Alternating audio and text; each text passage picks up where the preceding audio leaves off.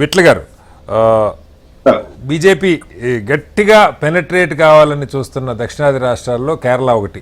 Even తమిళనాడులో మీకు ఒక మంచి అలయన్స్ అన్నా ఉంది, బలమైన అలయన్స్ ఏఐడిఎంకే. ఇక్కడ అలాంటి అలయన్స్ కూడా లేదు. ఒక రకంగా చెప్పాలంటే ఒంటరి పోరాటమే కేరళలో. అయినప్పటికీ మీరు ఒక కేంద్ర మంత్రిని అక్కడి నుంచి పెట్టుకుంటున్నారు, బలంగా ప్రయత్నం చేస్తూ ఉన్నారు. కొద్దో గొప్ప మొన్నటిదాకా క్రిస్టియన్ ఓటు గట్టిగా ఆకట్టుకునే ప్రయత్నం చేశారు. ఎందుకంటే అక్కడ ప్రధానంగా ముస్లిం ఓటు, అంటే అక్కడ మరీ దేశంలో ఉన్న విభజన రాజకీయాలు అక్కడ లేవు. కానీ బట్ ఒక యాంగిల్లో చూస్తే దేశ అంశాలు చర్చకు వచ్చినప్పుడు జాతీయ భద్రత ఇలాంటి అంశాల్లో ముస్లిమ్స్ అంతా కాంగ్రెస్తో ఉండే పరిస్థితి. లెఫ్ట్ కాంగ్రెస్ ముస్లిమ్స్కి వ్యతిరేకం కాకపోయినా సంస్థాగతంగా వాళ్ళ నాయకత్వం అంతా ఎక్కువ, అక్కడ బలమైన నాయకత్వం హిందూ నాయకత్వం ఉన్నది. క్రిస్టియన్స్ని కొంత 18% ఉన్నారు. కానీ ఈ మధ్యకాలంలో జరిగిన ఈ నన్స్ మీద దాడులు, తర్వాత క్రిస్మస్ సెలబ్రేషన్స్ కొంతమంది వాళ్ళ మీద దాడులు, ఇంటర్నేషనల్ పరిస్థితులు, ఇవన్నీ కూడా పూర్తిగా ఆ ఓటును కూడా కొంత దూరం చేసింది. మొన్న త్రివేంద్రం గెలుపు శశి థరూర్ గారు సహకరించారా లేదా కాంగ్రెస్కి, ఇలాంటివి అనేక ప్రశ్నలు ఉన్నా. బట్ బీజేపీ ఖచ్చితంగా పెరుగుతున్న మాట వాస్తవం. శబరిమలకు బలమైన ఇష్యూ చేస్తూ ఉన్నారు.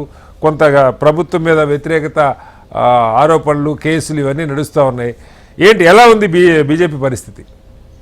సార్, ముందుగా మీకు అక్కడ ఉన్న ప్యానల్ పెద్దలందరికీ అండ్ హెచ్ఎంటీ వీక్షకు గుడ్ ఈవినింగ్ తెలియజేస్తూ, కేరళ అనేది ఒక డిఫరెంట్ సార్. మనకి ఇండియాలో ఒక అంటే చాలా రోజుల నుంచి అడ్వాన్స్డ్ కంట్రీ, 99% లిటరసీ రేటు, చాలా చైతన్యవంతమైనటువంటి ప్రజలు, చాలా సెక్యులర్ భావాలు కలిగినటువంటి వ్యక్తులు కూడా అక్కడ చాలా ప్రజలు చాలా వాళ్ళని చూసి నేర్చుకోవాలి కూడా. చాలా సందర్భం మీరే నేర్పాలి, మీరే నేర్పాలి దేశాన్ని. గాడ్ ఓన్ స్టేట్ అంటాం మనం, గాడ్స్ ఓన్ స్టేట్ అంటే మనం ఈ టూరిజం లో. మరి ఆ దేవుడు అనేది ఎవరికి కర్ణిస్తారో ఎలక్షన్ లో చూడాలి సార్.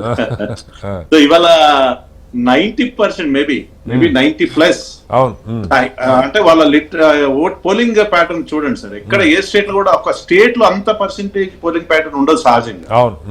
అంటే వాళ్ళ 90+ ఉండొచ్చు, రేపటి వరకు 95 కూడా పోయినా ఆశ్చర్యపోవాల్సిన అవసరం. అంత పెద్ద ఎత్తున పోలింగ్ ప్యాటర్న్ లో ప్రజలు అందులో ఓటింగ్ ప్యాటర్న్ లో పాల్గొన్నారంటే డెఫినెట్ గా రిజల్ట్స్ అనేది కొద్దిగా డిఫరెంట్ గానే ఆలోచించాల్సి వస్తుందేమో. ఎందుకంటే అక్కడ ఉన్న డిఫరెంట్ అంటే ఎవరు అధికారంలో ఉన్న పార్టీకి ఎప్పుడు కూడా అవకాశం ఇవ్వరు, చేంజ్ ఉంటది. ఫస్ట్ టైం అక్కడ ఎల్డీఎఫ్ సెకండ్ టైం గెలిచింది. ఈసారి నిలబెట్టుకోవడం అనేది అంటే ప్రభుత్వ వ్యతిరేకత సహజంగా ఉంటది. మరి ఆ నిలదొక్కునే ప్రయత్నం ఉంటది అనేది కొంత డౌట్ఫుల్. సిమిలర్ గా ఇప్పుడు యూడిఎఫ్ అక్కడ రాహుల్ గాంధీ గారు రిప్రజెంట్ చేశారు వాయనాడ్ నుంచి. ఇవాళ సోనియా గాంధీ గారు అక్కడ రిప్రజెంట్ చేస్తున్నారు, కేసీ వేణుగోపాల్ గారు. అదేవిధంగా ఇంకా సీనియర్ నాయకుడు కాంగ్రెస్ నాయకులందరూ కూడా, శశి థరూర్ అక్కడి నుంచే, శశి థరూర్ కూడా. సో వీళ్ళందరూ స్టాల్వర్స్ అక్కడ నుంచి పోటీ చేస్తున్నటువంటి అంటే ఇన్వాల్వ్ పోలింగ్ ప్యాటర్న్ ఇన్వాల్వ్ అయిన క్రమంలో యూడిఎఫ్ అనేది కొంత అనుకుంటున్నారు, అంటే యూడిఎఫ్ ఛాన్సెస్ ఎక్కువ ఉన్నట్టుగా కనిపిస్తాం. But at the same time మమ్మల్ని తక్కువ అంచనా వేయాల్సిన అవసరం లేదు సార్. అక్కడ బీజేపీ మన తిరువనంతపురం ఎలక్షన్ లో చూసినాం.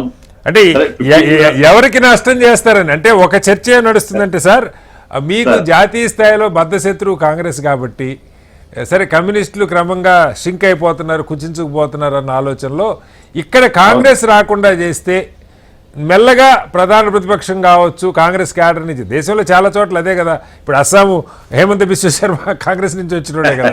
సో ఆ పద్ధతిలో ఇక్కడ రెండో అతిపెద్ద పార్టీగా కావాలంటే కాంగ్రెస్ మళ్ళా రాకూడదు అన్నది బీజేపీ ప్రధాన లక్ష్యంగా చెప్తున్నారు.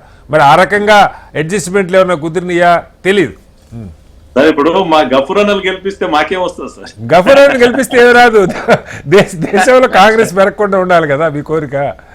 మా అన్నను గెలిపించినా మా గఫూరన్నను గెలిపించినా మాకేమొస్తుంది? ఇద్దరు అంతే కదా మాకు. ఓకే ఓకే, మా ప్రయత్నం ఏం చేస్తాం అంటే డెఫినెట్ గా నిలదొక్కునే ప్రయత్నం. ఈసారి డెఫినెట్ గతం కన్నా భిన్నమైనటువంటి పోలింగ్ అంటే ఓటింగ్ షేర్ పెరగడం కానీ, సీట్ షేరింగ్ పెరగడం కానీ, ప్రాబబ్లీ హంగ్ వచ్చే అవకాశం కూడా కనిపిస్తాం సార్. అంటే డిఫరెంట్ సర్వేలను చూస్తే హంగ్ ఛాన్సెస్ కూడా ఉన్నాయి. మరి హంగ్ వచ్చినప్పుడు మాకు ఇద్దరు కూడా ప్రధానమైనటువంటి డిస్టెన్స్ ఉంది రెండు పార్టీలతో, లెఫ్ట్ గానీ కాంగ్రెస్ తో.